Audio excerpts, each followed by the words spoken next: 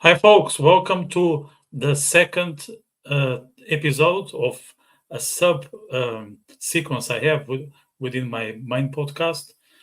Something I started a week ago, which is the Movember's, which is the Movember talks.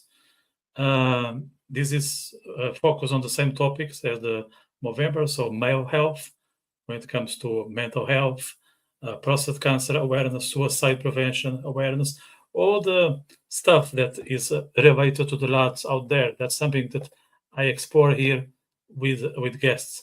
I had my first on Sunday, and I have my second today. I'm equally excited for that. His name is Guy Dazin. He's he is with us from Israel, so it's already evening there, but he's still here to discuss the topics with you guys, and I'm sure you're going to enjoy it because he's quite prolific. He's also a writer like myself, but today we're going to focus only on male health. So I'm going to bring you to the discussion, and just before that, I will be again telling you what I always tell. Please subscribe to this channel if you haven't. That's an absolute help that we all need. We creators.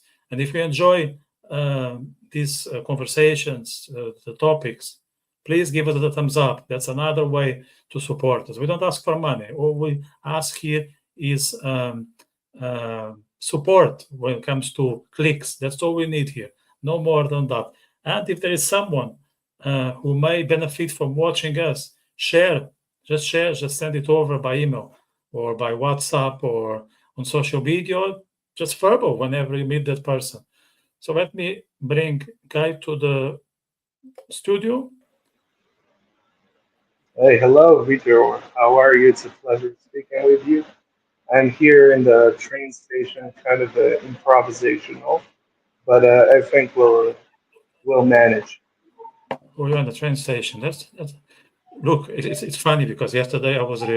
It's a bit off topic, but yesterday I was recording another podcast. Was also live, and my guest was not on a train station, but he was traveling by train the day after. So we spent some time talking about trains.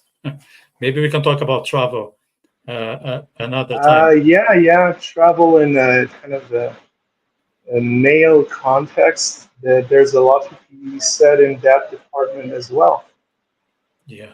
So tell me, you reach out to me in the context of Movember. I think it's something that you're into, or male health.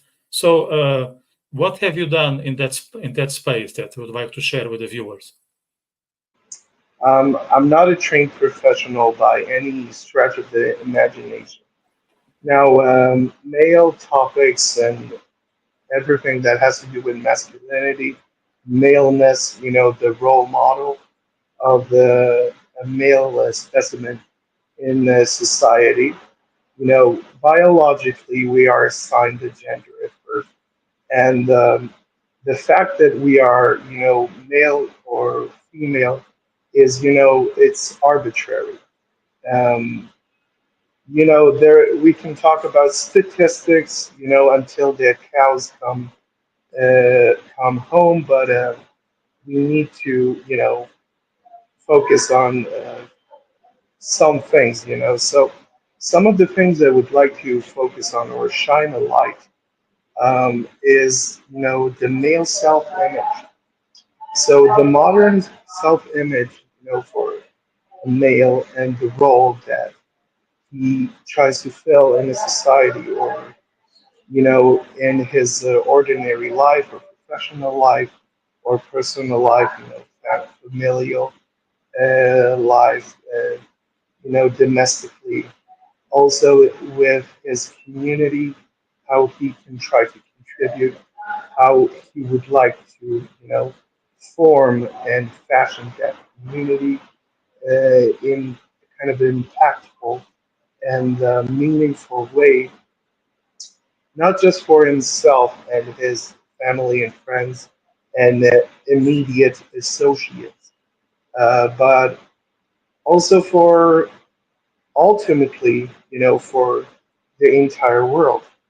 It stems from, the smallest acts of philanthropy and altruism from quotidian everyday.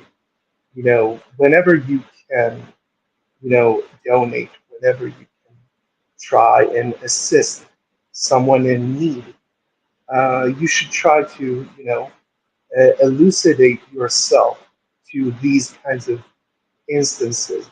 There are a lot of dark corners in our society, unfortunately, and we cannot elucidate or actually bring to light many of the problems when it comes to society, when it comes to male homelessness, when it comes to separation from the children, from the wife, when it comes to a divorce a situation. Also, male health and wellness, both physically and mentally, is not properly researched in the level, that we would like to see.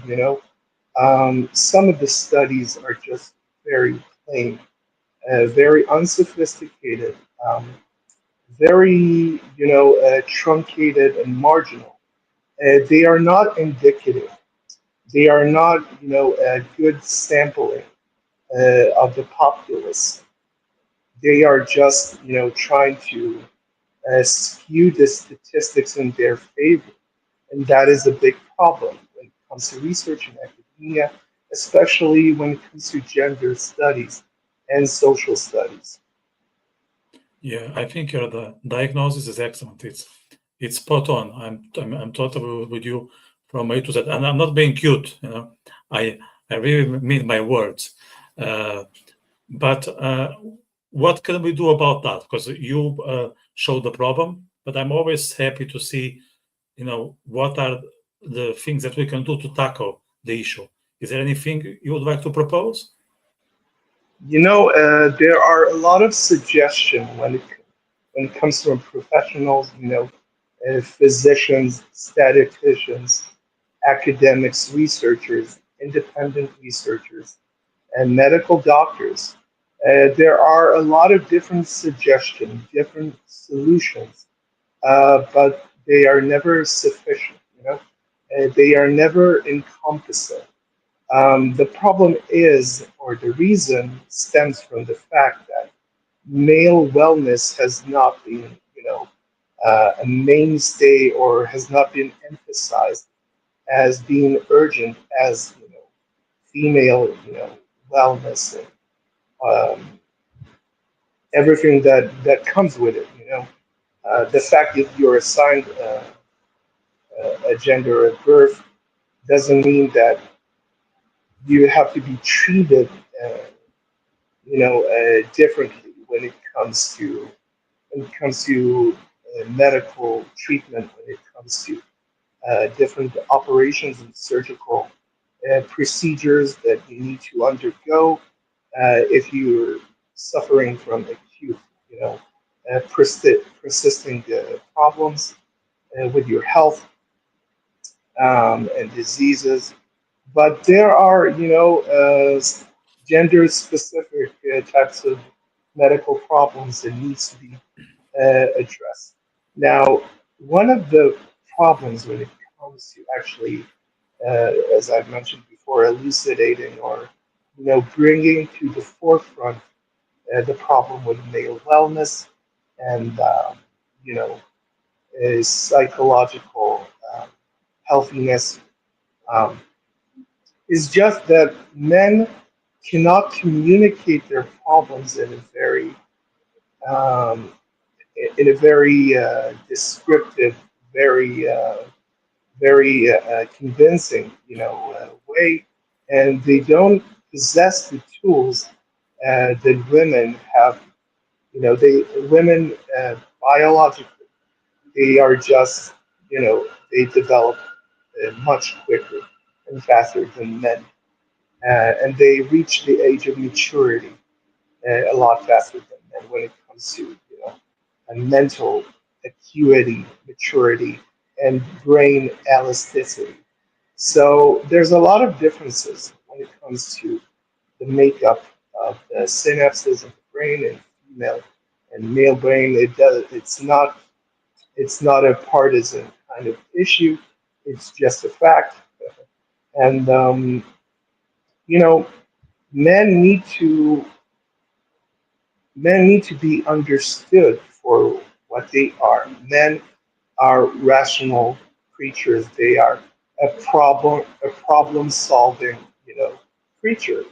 They seek to find the problem, find the source of the problem, and reverse course and fix the problem or the issue.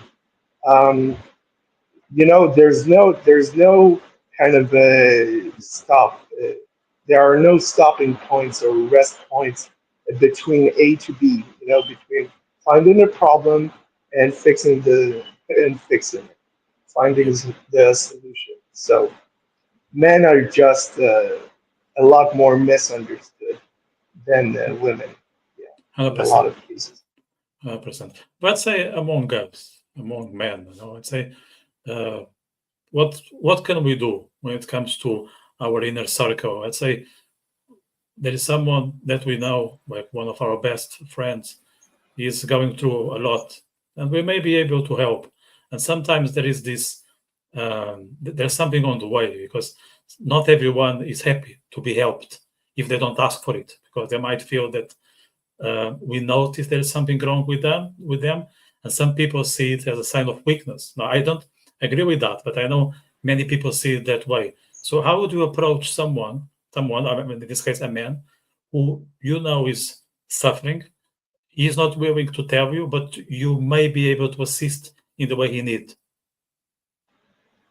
First of all, men men like well, they will never admit they want to be hurt, you know, by another person. They will never show, their weaknesses or their their faults. They will never show any kind of a chink in the chain. They will stay the course, and actually normalizing, um, routineness and mundanity. It puts a lot of stress on them. Now, evolutionarily and biologically, men are always, the hunter.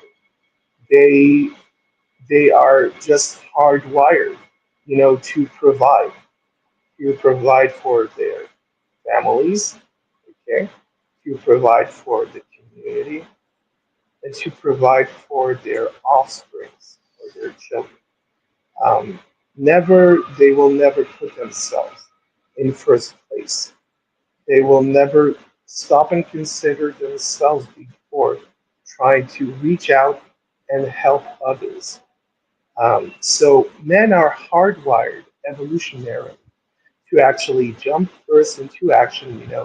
Men make up the majority of combatants and soldiers, special operations, first responders, firefighters, and medical coroners, all that stuff. So they pick the most riskiest jobs, but the most rewarding when it comes to actually helping people. Um, this is how men find purpose in their existence, is by actually contributing to their surroundings. Now, there are some men who can be, you know, very self-conceited. It can be very apathic to other people's problems and needs. That's true, but that doesn't stems from, a kind of a selfishness or ego.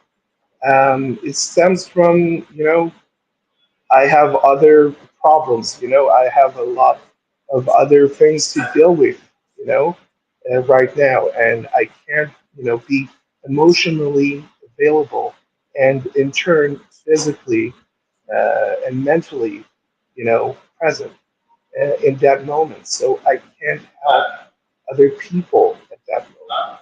But that's the purpose of men, to be of assistance, to contribute, to find ways. Uh, Men are just pattern seeking animals, as I've mentioned. They are a life form that is driven by, a lot of testosterone, a lot of adrenaline, a lot of those kind of male hormones that drive societies to build. Just a second. Yeah, no problem. Initial certa izlačenka. Yeah, sorry. I just helped someone, so Just give an that's a good example. Yeah, of what that's you're a saying. good thing. Yes, Yeah, these are not I big words. led I led by example. Yes. Yeah. Uh, So no, go on, go on. Sorry. yeah, so men are pattern seeking, life forms. They try to find where the wrong is and make it right again. So that's essentially my 2 cents when it comes to that. Now, how do I approach another fellow man who is, in need of assistance, someone who is suffering greatly? Um, he is going through some kind of episode, some kind of, crisis that he cannot solve himself. He is essentially, mortified. He's fixed or frozen in place. He cannot get out of, the rut that he was, that he's stuck, that he's stuck on. What, you know, actions speak louder than words when it comes to men. So when it comes to men, you just need to, approach them very carefully. Men are they are very good in many things. They are also very dangerous. Um, so you need to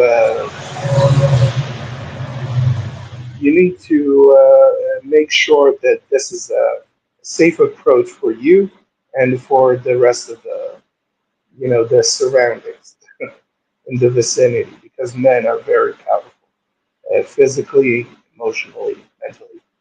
Um, you need to approach them. You need to first, you know, use your words. You know, this is the universal sign for peace. Um, use your words, not your body, for signaling. You have to signal that person that you are indeed here to help. There is a light at the end of the tunnel.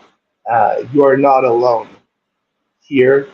There are people who actually care that you exist, that you have a purpose, that you have a meaning, that you have a lot of dreams and fulfillments, and a lot of time and a lot of good things ahead. You know, and you cannot waste your time drowning in your own sorrow and self pity. So men do not want to be pitied. They don't want to feel that someone, God forbid, uh, is, helping them, because as you've mentioned before, this is a kind of sign of weakness in nature. And a wounded animal is just a roadkill in nature, unfortunately. But we are humans, and we have developed, different tools like language, like signaling, like you know, uh, non-verbal communication. So, firstly, use the verbal communication, use the language. That is the gift of, you know, intelligence, and it's a gift of the Homo sapiens, his ability to actually express his thoughts in a verbal form, and do that, and that's half the battle. Yeah. The other half is don't try, don't try to uh, to come up with a solution right away. Try to make that person, kind of is kind of confess to you, talk to you about the problem, elucidate and explain the problem in a mature and logical way. And you can make these small corrections along the way. Whenever someone uses a negative language, you can try to adjust it. You say, well, it's not completely lost. There's still some hope. There's still some potential that it will change, later on. And it will not stay in the same, stagnant situation. You will not be left alone in the darkness without any assistance or help, without anyone acknowledging your existence and your humanity. Then you can work together as men. Men, they are just the greatest team workers that you can find. It's not true that women are the greatest cooperators. I think it's truer in men, because once men, agree on a method of, a course or a method to continue to actually go by, then the problems are solved much quicker with a lot more cooperation. But men understand other men a lot better than you know a lot better than women understand men, a lot better than men understand women. So of course that will never change in some ways. Mm. You seem to be very keen in your tactics, and I'm wondering here if one of the reasons, there might be many, but I'm just thinking if some of it is related to the time you spent in the military because you were in the Israeli Air Force. And I would also like to ask you how much masculine was that, because I'm aware that in the Israeli military there are also a lot of women, at least in comparison with other countries. Uh, so, Um, what did you take away from well, the time you spent there? yeah, a lot of things. There's no I in team. Only only work smart, not hard. Um, you know, Actually maintaining time management, maintaining an orderly kind of existence based on routines, based on repetitiveness, based on actually forming very good, solid routines for your daily day, you know, uh, going ins and going outs. Um, there are a lot of things that I learned from my service to my country in the military. I was very proud to be admitted, drafted into the you know aircraft uh, unit, um, the Air Force. Yeah, there are a lot of women.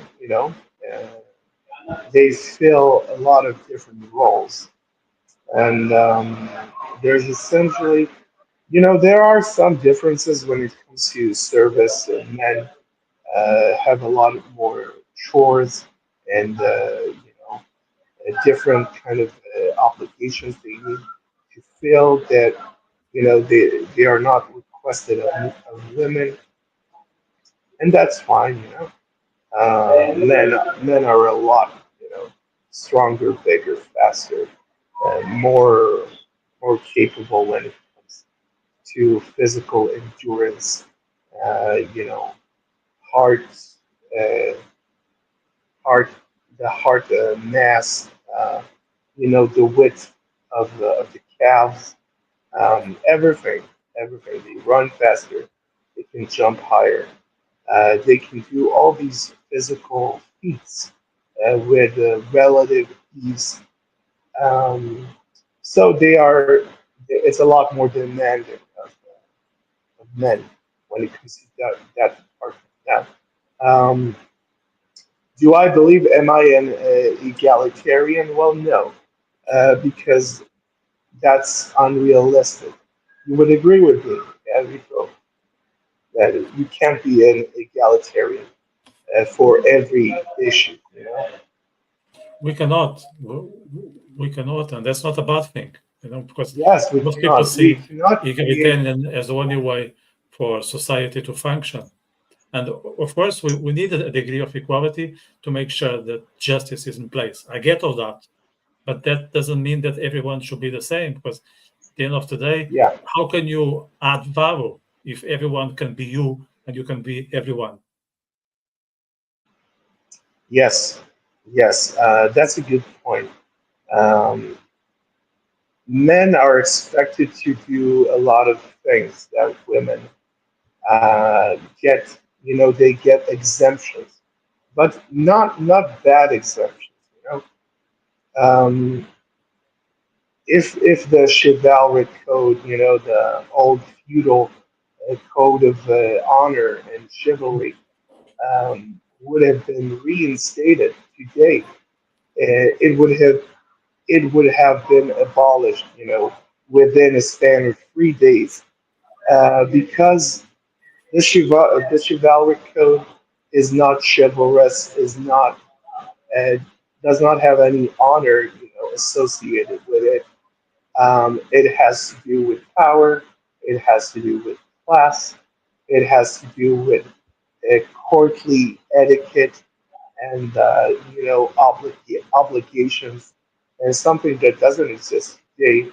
But evolutionarily, you know, across time, throughout the centuries, throughout the eons that have passed on Earth, men have always waged wars. They spearheaded wars all of the time.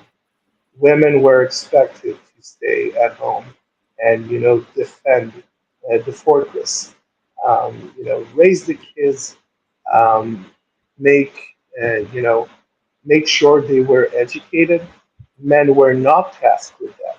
You know, um, if a man were to educate his children, it would be on the values of protecting the clan, you know, respecting your elders.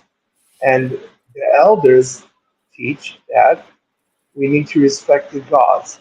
And when the gods are angry, so man has to avenge and defend their gods, and they wage wars in order to restore their honor. And that's pretty much it. In a nutshell, women were always made to grow up to be mothers, and men were always grown up, brought up to become soldiers. Uh, yeah, Yeah, yeah, I really admire your insights. I'm truly fascinated. I only promised you 30 minutes today. I'm not regretting it.